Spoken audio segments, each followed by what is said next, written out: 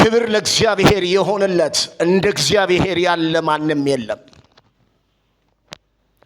ስለዚህ ወገኖች ዛሬ እኔና እናንተ ስለ ፍጻሜና ስለ ጅማሬ ስናነሳ፣ ስለ ፍጻሜና ስለ ጅማሬ ስናስብ፣ ስናሰላስል፣ የእግዚአብሔርን ቃል ስናጠና ጅማሬንና ፍጻሜን ለመረዳትና ለማወቅ ከኔና ከናንተ የሚጠበቅ ነገር አለ። ምን ይጠበቃል? እሱን ነገር ትንሽ ከእግዚአብሔር ቃል እንመለከታለን ወይንም እናያለን። ስለ ጅማሬና ስለ ፍጻሜ ለማወቅና ለመረዳት እኔና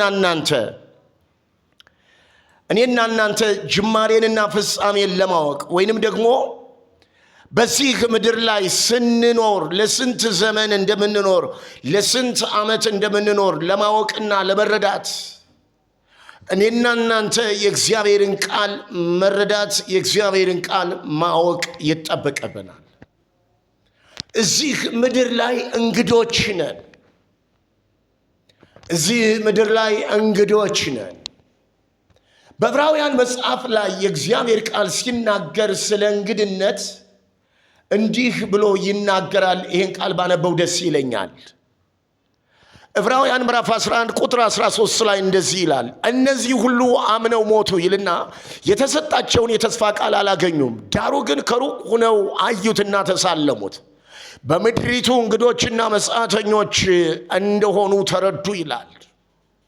እዚያው በፊልጵስዩስ ምዕራፍ 3 ቁጥር 20 ላይም ጳውሎስ ሲናገር እኛ ሀገራችን በሰማይ ነው፣ ከዚያም ደግሞ የሚመጣውን መድኃኒት እርሱን ጌታ ኢየሱስ ክርስቶስን እንጠባበቃለን ይላል።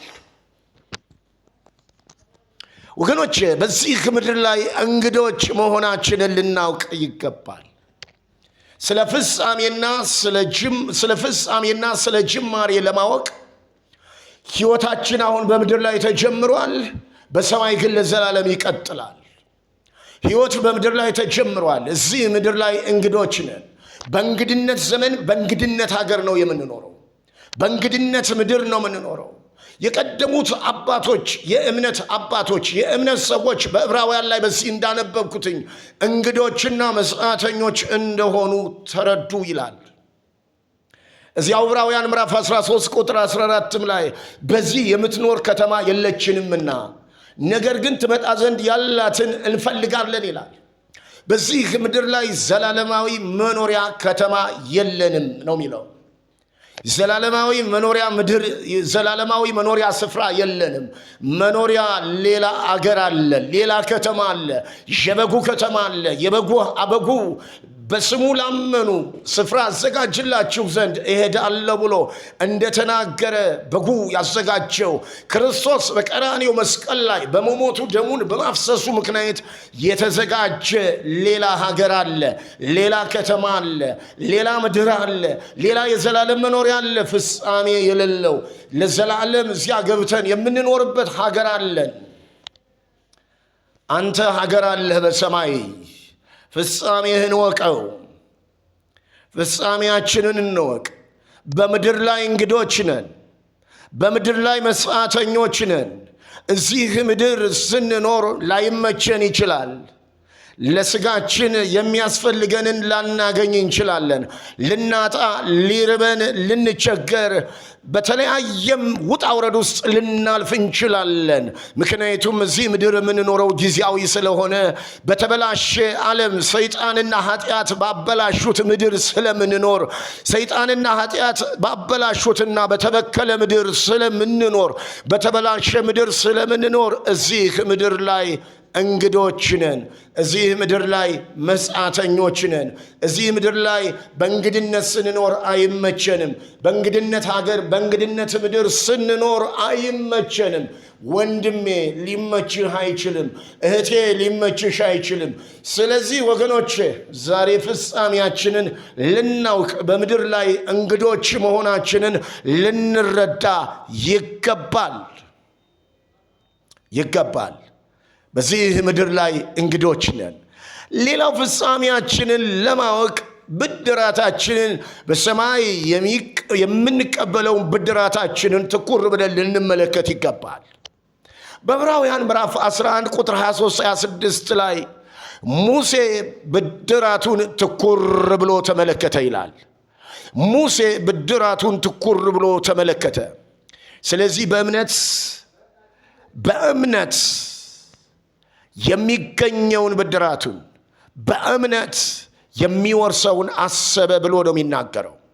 ብድራቱን ትኩር ብሎ ተመለከተ። እንዲህ ይላል። እስኪ ላንብበው ይሄን ቃል። ሙሴ ከተወለደ በኋላ ወላጆቹ ያማረ ሕፃን መሆኑን አይተው በእምነት 3 ወር ሸሸጉት። የንጉሡን አዋጅ አልፈሩ። ሙሴ ካደገ በኋላ የፈርዖን የልጅ ልጅ እንዳይባል በእምነት እምቢ አለ። ከግብፅ ብዙ ገንዘብ ይልቅ ስለ ክርስቶስ መነቀፍ እጅግ የሚበልጥ ባለጸግነት እንዲሆን አስቧልና ለጊዜው በኃጢአት ከሚገኝ ደስታ ይልቅ ከእግዚአብሔር ሕዝብ ጋር መከራ መቀበልን መረጠ። ብድራቱን ትኩር ብሎ ተመልክቷልና ይላል። ብድራቱን ትኩር ብሎ ተመልክቷልና ብድራቱን አየ ሙሴ፣ ብድራቱን ተመለከተ ሙሴ። ስለዚህ የፈርዖን የልጅ ልጅ ተብሎ የፈርዖን አልጋ ወራሽ ከሚሆን የፈርዖን አልጋ ወራሽ ሆኖ ግብፅን ከሚገዛ ግብፅን ከሚያስተዳድር በኃጢአት ከሚገኘው ደስታ ይልቅ በኃጢአት የሚያገኘውን ደስታ በኃጢአት የሚያገኘውን የተለያየ ጥቅማ ጥቅም እምቢ አለ። ለምን? ፍጻሜ እንዳላይቷል። በሰማይ የጽድቅ ሽልማት እንዳላይቷል። በሰማይ የጽድቅ ብድራት እንዳላይቷል። በሰማይ ያለውን ዘላለማዊ መኖሪያውን የጽድቅ መኖሪያውን ተመልክቷል። ስለዚህ ከወገኖቹ ጋር የጽድቅን መከራ ለመቀበል እምቢ አለ። የጊዜውን እምቢ አለ። ወንድሜ እህቴ፣ ዛሬ አንድ ነገር እነግራችኋለሁ። እባካችሁ ብድራታችሁን ተመልከቱ። በሰማይ ያለውን ብድራት እንመልከት። አሁን በምድር ላይ ያለው የጊዜው ነው፣ ጊዜያዊ ነው። አሁን በዚህ በእንግድነት ምድር የምንበላውን ቢሆን የምንጠጣው፣ የምንለብሰው ቢሆን የምናገኘው፣ የተለያየ ሹመት ቢሆን ሽልማቱ፣ የተለያየ ነገር ጊዜያዊ ነው። አንድ ቀን የነበረው እንዳልነበረ ይሆናል። አንድ ቀን የሚታየው እንደማይታይ ይሆናል። አንድ ቀን አለኝ የምንለው፣ አንድ ቀን ይሄማ የኔ ነው የምንለው የምንመካበትና የምንመጻደቅበት ጊዜያዊ ጥቅምና ጥቅማ ጥቅሙ አንድ ቀን የነበረው እንዳልነበረ ይሆናል። ስለዚህ ወገኖች አንድ ነገር ልንገራችሁ። ሙሴ ብድራቱን ትኩር ብሎ እንደተመለከተ፣ ፍጻሜውን ትኩር ብሎ እንደተመለከተ፣ ፍጻሜውን አሸክሞ አሻግሮ እንዳየ ግብፅ ውስጥ የሚገኘውን ጥቅማ ጥቅም በእምነት እምቢ አለ። የዚህን ዓለም ሲስተም እምቢ እንበል። የዚህን ዓለም ጥቅማ ጥቅም እምቢ እንበል። ብድራታችንን ትኩር ብለን እንመልከት። ፍጻሜያችንን እናስብ። ፍጻሜያችንን እንወቅ። በዚህ ምድር ላይ አሁን ሰዎች ለብዙ ነገር ይሮጣሉ፣ ብዙ ይፈልጋሉ፣ ብዙ ለማግኘት ይጣጣራሉ። ግን ሁሉም የከንቱ ከንቱ ነው ወዳጄ። የከንቱ ከንቱ ያልሆነውን ፍጻሜያችንን ብድራታችንን እንመልከት። ክብር ለኢየሱስ ይሁን።